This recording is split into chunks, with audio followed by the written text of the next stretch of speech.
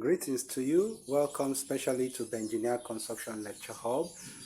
We are looking at beam analysis, and in this case, we are analyzing a beam of 4 spans with 5 supports. So you can see A, B, C, D.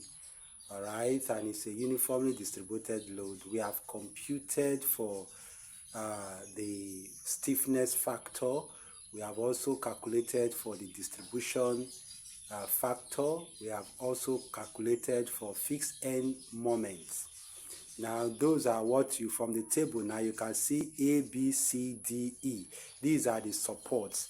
Now we have the boundaries, okay, which we have as AB, BA, BC, CB, CD, DC, DE, ED. Now we have our fixed end moment, which is FEM. At A, AB 0. Okay, we have already calculated this, previously. All right, so we have imputed the values we got in our calculation. So for us to now go on, we have to do balancing. And balancing here has to do with you minus 40 from 41.7. Okay, whatever it gives you is going to be a positive. I think that should be 1.7. Then you multiply it by 0.5, and that will give you 0.9. So for the balancing, the signs has to change. If you have positive as your answer, you have to change the sign to be negative, when you're balancing. So in this case, we got 0.9 positive. But the case of balancing, it has to be negative. So we have 0.9. On this other BC, we also have 0.9. Now when you come to support C, we have CB.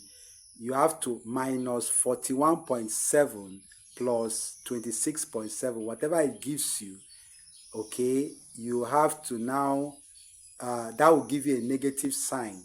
When you now multiply by 0.44, it will give you 6.6. Supposed to be negative, but for the balancing, the sign has to change to positive. So that is why we have positive 6.6 there. So the same thing applicable when you have minus 47.7 plus 26.7, it will give you a negative sign.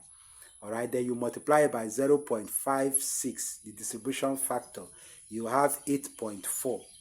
All right, so that is also how you're expected to repeat that in D as well. Then once you have done with that, the next thing you're going to do is to carry over the moment. Now, how do you carry over the moment? Is by dividing the moment by 2. Okay, you divide the moment by 2. So in this case now, you have dividing the moment by 2 also goes with the sign. So take note of that. So in this case now, for BC, we have minus 0.9. When you divide it by 2, you have minus 0.45.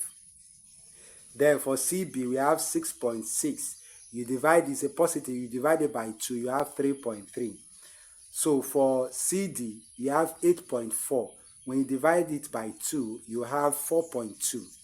All right. Then for DC, which is minus 19.98, divided by 2, you have minus 9.99. Then for DE, you have minus 13.32. When you divide it, when you're carrying it over, you have it as minus 6.66. Okay, so once you have done that, you rule that section. Then you balance it again. Now, how do you balance it again? Is by multiplying. If you look at the first carryover moment, we have 3.3. So in this case now, that 3.3, you multiply it by 0.5. Okay, that will give you a positive sign. For balancing, it will be a negative. So you now have minus 1.65. All right, so on this other side too, you also have 0. So they are the same. So you have minus 1.65 minus 1.65. Then the same thing applicable to this side. So you have on this side, you have minus 0.45 minus 9.99. Now, whatever it gives you, you have to multiply it. You have to multiply it by 0.44, and that will now give you, when you do that, that will now give you 4.59. Okay, then also when you do that and multiply by 0.54, you have 5.85.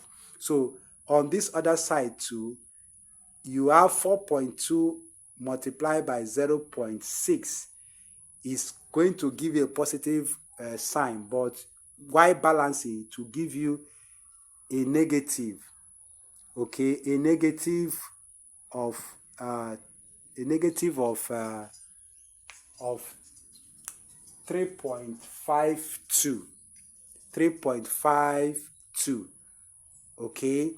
Then on this side too, it will give you a negative of 1.68 rather. So when you do your carryover, okay, half of it, you divide it by 2. You divide all of them by 2.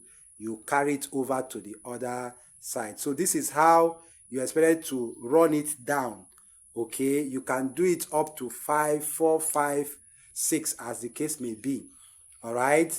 So at the end of the day, you have the summation of the moment. Now, the summation of the moment has to do with you adding up from the fixed end moment with the signs. You add it up, down. So in this case now, for BA, we have it as minus 40 minus 0.9 minus 1.65 minus 1.15 minus 0.23 minus 0.16. Now what it will give you will be 44.09. All right. Then you come to BC, you add 41.7 minus 0.9 plus 3.3 minus 1.65 plus 2.3 minus 1.16 plus 0.46 minus 0.23 plus 0.32 minus 0.16 plus 0.07, and that will give you 44.06. So that is what it will give you. Now, if you look at that, if you approximate now, you will have 44 kilonewton meter for both sides. So you are in line. When you have it in this format, you are in line. So when you do the same addition on CB and also CD, you must have the figures must correspond. Then you have CD and DE. The values must also correspond. Note that you have negative on one side, you have positive on the other side. So that at the end of the day, you are expected to establish the negatives are now the support moments which are generated on the beam. Okay, so this is how you are expected to, do the computation in the tabular form, all right, to obtain the support moment. So from here now, you can now proceed to, calculating for the shear forces, the bend, the span moments, and then you now plot your diagram. All right, so this is how you're expected to, go about your moment distribution table, when analyzing statically indeterminate structure. Now, this method is very, very ideal when you have 4 span, 5 span, 6 span, as the case may be. It is very, very ideal, to analyze such a beam structure.